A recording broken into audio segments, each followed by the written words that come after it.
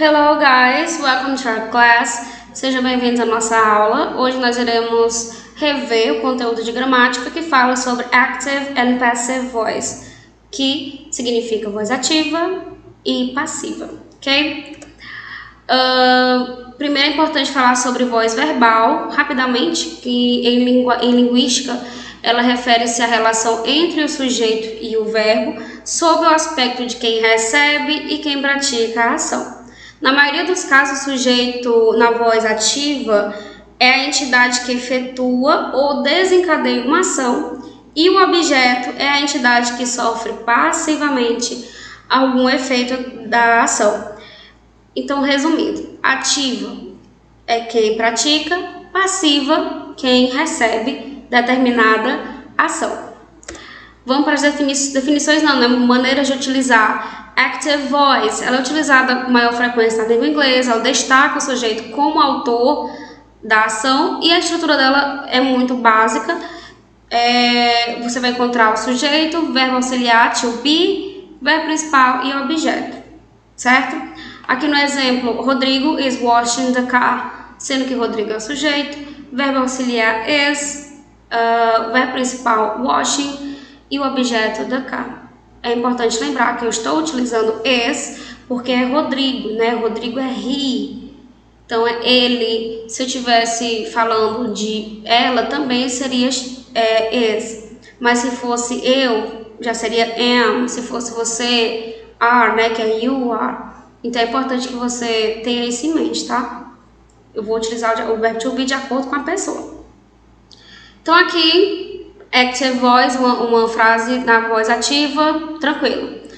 Seguido, nós temos a voz passiva, né? Que a gente utiliza quando você pretende destacar a ação em si e não quem praticou, quando se quer dar ênfase ao objeto e quando não sabemos o sujeito que pratica a ação. E aqui no exemplo do slide anterior, né? A mesma frase, só que na voz passiva. The car is being washed by Rodrigo. The car, sujeito. Lembrando de novo, eu estou utilizando is porque car é objeto, it is. Deu essa pequena mudança do being, mas eu não vou explicar agora, vou explicar no decorrer. E o verbo principal está no passado e isso é obrigatório, tá? E o Rodrigo, que era o sujeito, virou agora o agente da passiva. Aqui eu tenho só a tradução da mesma frase, né? O Rodrigo está lavando o carro está sendo lavado por Rodrigo. É importante que você perceba que há uma troca de lugares, né? No caso aqui, Rodrigo era o sujeito e virou agente. O carro era objeto e virou sujeito. Então, há essa troca de lugares, ok? A mesma frase, agora comparando as duas, né? Então, o que é importante você saber?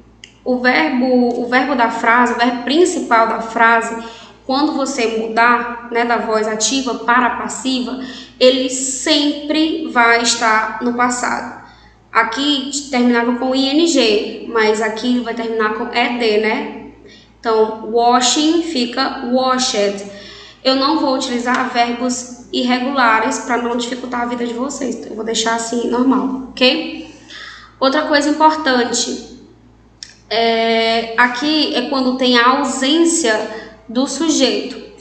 Eu também não vou focar nesses tipos de frase, ok? Eu quero focar mesmo na forma mais básica, que é a que mais aparece em provas de vestibular. Então, essa forma eu não vou utilizar, certo? Aqui eu só quero mostrar para vocês o seguinte, né? Quando tem a presença do agente. Quando a frase tem a presença do agente, ela sempre vai ter essa partícula aqui, ó, by, certo? Na voz passiva.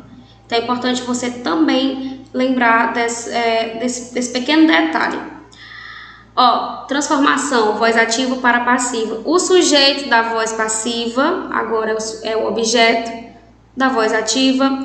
O verbo auxiliar da voz passiva possuirá a mesma conjugação da frase na voz ativa, o verbo auxiliar, que é o to be, lembra disso. Agora, o verbo principal vai ficar no particípio passado. E o agente da passiva agora é o sujeito da voz ativa. Essas mudanças aqui, tempos verbais, como eu falei, eu não vou cobrar coisas muito grandes, então eu não vou focar nisso. O que eu quero mostrar para vocês é o seguinte.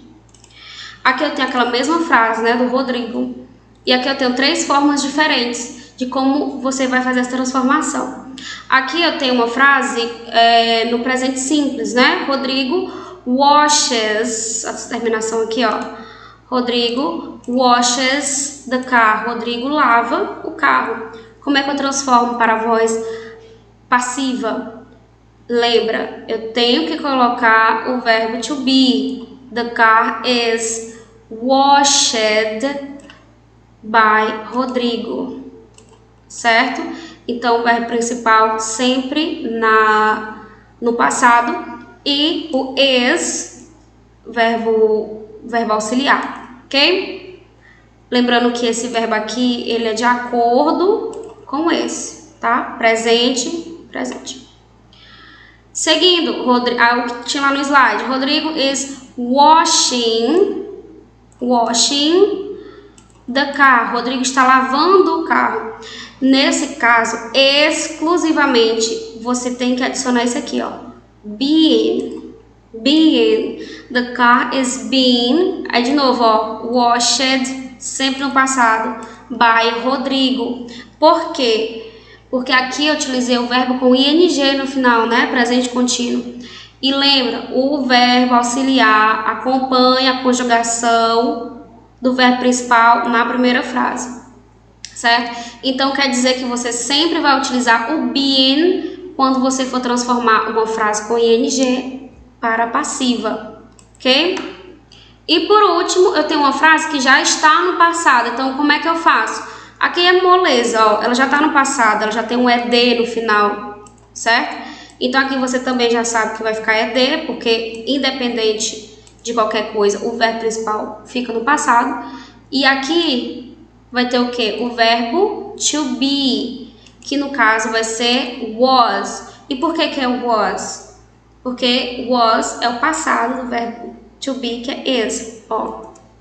Was, você utiliza para as terceiras pessoas, que é quem? He, she, it. E carro é coisa, ó, it. E o were você vai utilizar para o restante. I, you, we e they. Ok? Isso aqui vocês já é para saber, certo? Então, é basicamente isso. Relembrando, quando você for passar para a voz passiva, tem a partícula by, sempre vai ter esse by quando o agente for identificado. O verbo principal, não importa qual tempo verbal que ele esteja na primeira frase, quando for para a voz passiva, ele fica no passado, ed, tá? Ed ou ied, dependendo do verbo. E o verbo auxiliar, que é o verbo to be, ele acompanha a conjugação desse verbo aqui principal, certo? Ó, ing, sempre você vai usar is being, sempre. Vou até grifar aqui de novo. E aqui, ó, passado, verbo no passado. Então, é só isso. E até a próxima. Escrevi até bonitinho, ó. Bye!